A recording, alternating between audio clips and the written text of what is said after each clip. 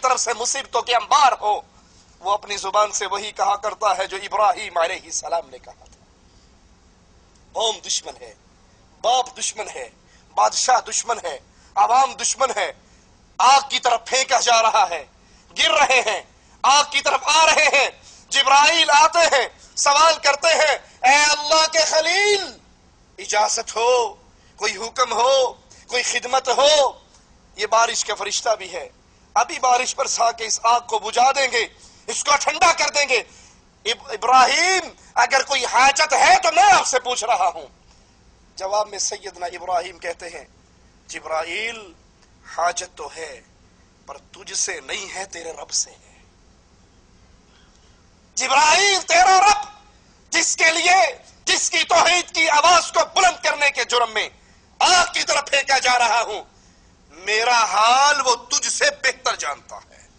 حسبنا اللہ، مجھے اللہ کافی ہے، ونعم الوکیل، اور وہ بہت اچھا کارساز ہے۔ فانقلبوا بنعمة من اللہ وفضل لم يمسسهم سوء واتبعوا رضوان اللہ واللہ ذو فضل عظیم۔ اللہ کی نعمت کے ساتھ، فضل کے ساتھ یہ لوٹے، انہیں کوئی برائی نہ پہنچی، انہوں نے اللہ کی رضامندی کی پیروی کی۔ اللہ بڑے فضل والا ہے۔ جب اہل ایمان، اہل توحید اللہ کے لیے قربانی دیتے ہیں، اللہ کی توحید کو سمجھ کر، پھر اہل شرک کے سامنے سیسا پلائی ہوئی دیوار بن جاتے ہیں، تو اللہ ایسے لوگوں کے نہ اجر کو ضائع کرتا ہے نہ ان کو ضائع کرتا ہے۔ صحیح بخاری میں ہے، رسول کریم صلی اللہ علیہ وسلم نے فرمایا اگر جنت کی حور دنیا میں جھانک لے، پوری دنیا روشن ہو جائے، اس کی خوشبو سے بھر جائے، جنت کی حور کے سر کے دوپٹے کی قیمت پوری دنیا مل کے ادا نہیں کر سکتی۔ اہل توحید جب اللہ کے لیے قربانیاں دیں، ان کا ٹھکانہ اللہ کی جنتیں ہوا کرتی ہے۔ صحیح مسلم میں ہے، اللہ کے نبی نے فرمایا جو جنت میں داخل ہوگا وہ ہمیشہ کی نعمتوں میں ہوگا، یہ اس سے نعمتیں دوبارہ چھینی نہیں جائیں گی، اس کے کپڑے کبھی پرانے نہیں ہوں گے، اس کی جوانی کبھی بڑھاپے کی طرف سفر نہیں کرے گی۔ اس کو جنت میں وہ کچھ ملے گا جو کسی آنکھ نے دیکھا نہ ہوگا، کسی کان نے سنا نہ ہوگا، کسی کے دل اور دماغ پہ اس کی سوچ بھی نہیں گزری ہوگی۔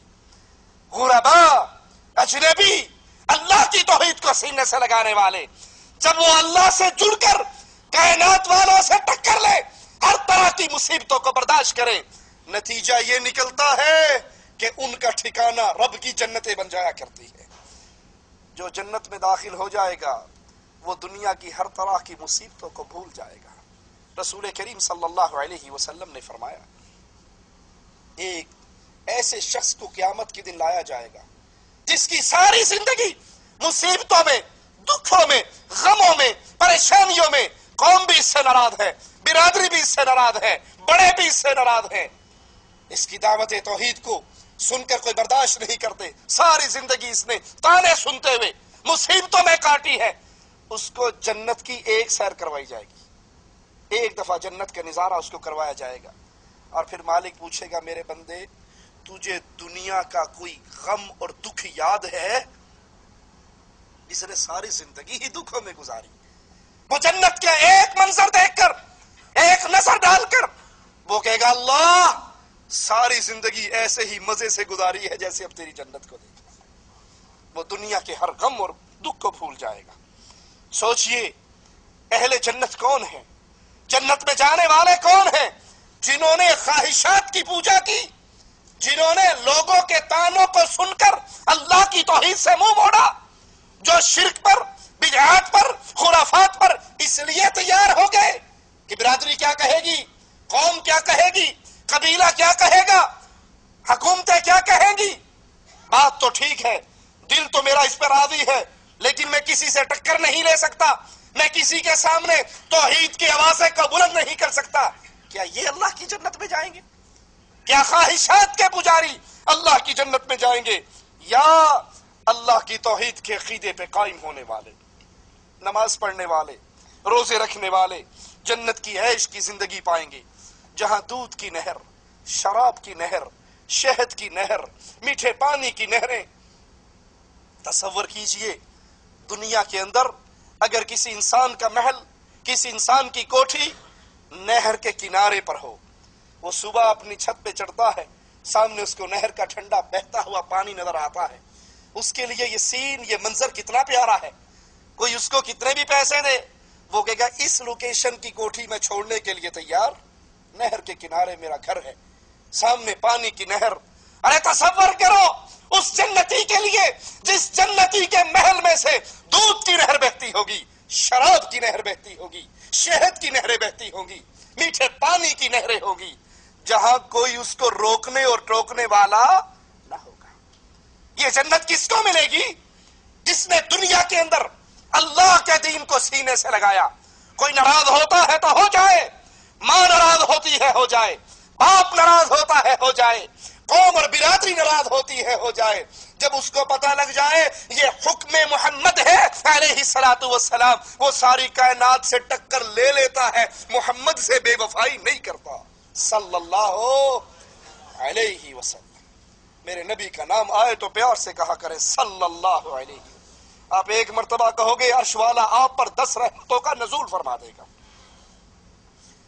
कैसी प्यारी जिंदगी अहले ईमान की रब की जन्नत में, इतनी नेमतों के अंदर। और फिर उससे बड़ी नेमत की तरफ सुनिए कि अल्लाह अपने बंदे से मुखातिब होकर पूछेगा, ए फुला क्या तू अपने रब पर राजी है?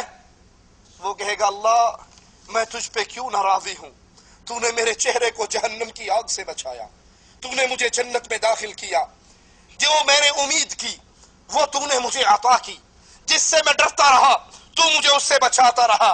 मालिक फरमाएगा मेरे बंदे आ तुझे इन सारी नेमतों में सबसे बड़ी नेमत अता करूं। बंदा हैरान होगा, जन्नती हैरान होगा। जन्नत की हूरें मेरे सरहाने पे सोने हीरे जवाहरात की मसहरियों पर बैठा हुआ, ना सूरज की गर्मी है ना रात के अंधेरे हैं, प्यारा मीठा मौसम है, दूध और नहर, शराब की नहरें और दूध की नहरें हैं। इतनी लज्जतों में, इतनी नेमतों में हूं, और मालिक का फरमान इन सारी नेमतों में बढ़कर सबसे बड़ी नेमत तुझे अता की जाए। वो सोचेगा इन नेमतों से बढ़कर नेमत क्या होगी?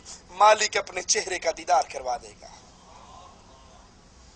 अहले जन्नत अपनी जन्नत की हूरों को भूल जाएंगे, जन्नत की नेमतों को भूल जाएंगे, जन्नत के खानों को भूल जाएंगे, जन्नत के आराम को भूल जाएंगे। जब उन्हें रब का चेहरा नजर आएगा सारी नेमतें हकीर होगी, रब की चेहरे के दीदार की नेमत सबसे आला होगी। अल्लाह तुझे तेरे प्यारे चेहरे का ही वास्ता है, अल्लाह हम सबको अपने चेहरे का दीदार नसीब फरमा। अल्लाह हमें उन खुश नसीबों में शामिल फरमाना जो जन्नत के अंदर